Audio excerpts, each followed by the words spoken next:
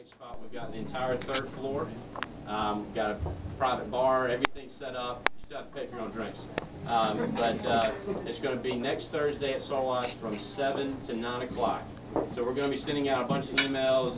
Check your Facebook, check Twitter, everything. Hope all you guys can come out, spread the word, because we got tons of room there. So without further ado, we got Tim. Woohoo! Yeah. Thank you for that spirited applause. I'm going to pass these out. It's a little take-home, a parting gift, if you will. How's that? We're not going to have a speech or anything tonight, but we're going to just have a talk, okay? Just a talk. Networking with a twist.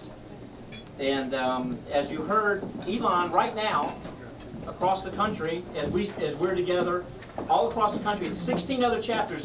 There's 17 chapters across the country right now, and they're all having networking, National Day of Networking.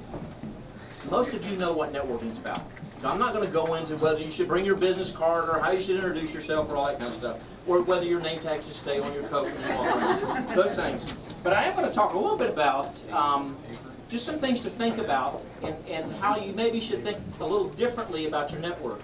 So whether you moved to Raleigh like I did 32, 33 years ago, or whether you moved 3 days ago, it really doesn't matter, because when you come to a place, a new area, and how many of you, I know there's a few because I met them, but how many of you are Raleigh natives?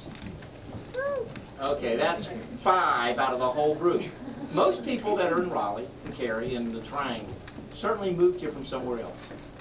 And when you start networking and you start building your relationships with people, you look for things you have in common. And what we all have in common is that golden maroon thread that has weaved its way through so many lives since, what, 1889, if you see the plaque there in front of the, or 88, I can't remember the exact year, but it's right there in front of the gym. You know, you see it, and I used to walk by it every day and look at it and think of all those students that I didn't know that had come before me. And I even met one here tonight that came before we crossed paths for 1 year while I was at Elon. It's cool. But we all have people in our lives, and the thing is, we shared something in common, didn't we? We shared that beautiful little place right outside of Burlington that is a wonderful memory, and if you still go back, it's a great active place in your life. And so those are where you can start building your relationships, because you already know you have something in common, right? So far, so good? Yeah? Okay. Yeah, there's a few people are listening. That's good. So what I want to talk to you about is diversifying your network. And when you start thinking about diversifying your network, you need to think about, a little bit about, and if you look at the sheet, it'll kind of give you an example. I do keynote speeches all across the country to corporations and conventions. And what we talk about are, right now in the United States, for the first time in history, there are 4 generations in the workplace. Obviously, the people that are the power brokers in those companies generally are baby boomers. They're a little more mature. They've been around, they've been in business, and they've set up their networks. And if you don't have that or aren't a part of that, you need to think about diversifying your network and finding people that maybe are a little bit outside your comfort zone, because most of us, our network is spun around our age, our sex, and people that have something very in common with us. So if you look around, you'll see that your group of friends, the people that you spend time with, generally are a lot like you. So how do you open that up? Is you come to events and you make a conscious effort to meet people that are from a different generation, maybe, that are have different backgrounds, and certainly that are from a different age, place, a different place and time than you, and think about what they're seeing. And we're not talking about coming in here and selling yourself. You don't come in here and take your part and try to sell yourself, but what you should do is build the relationship. If you start building your relationships now, and if you're here tonight and you come next Thursday? Next Thursday. Next Thursday, 7 to 9. You can see the same friends again, 7 to 9 at the Groundhog Day party.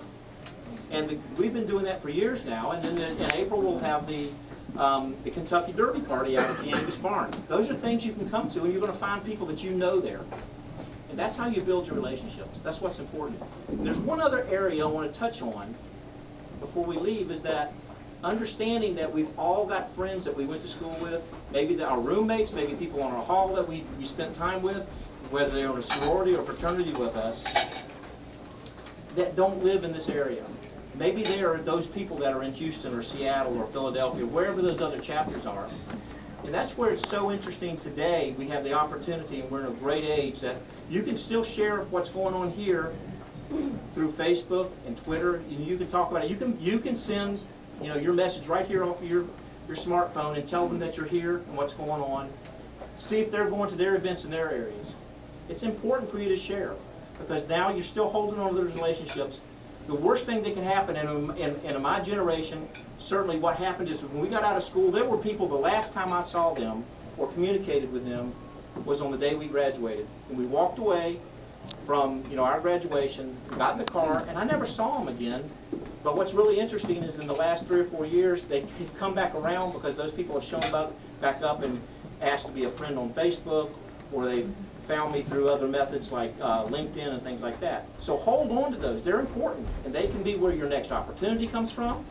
They can be where your next, not only opportunity, but your next job, your next sale, your next marketing contract. They all come from those places. So hold on to that one thing that you have in common with everybody.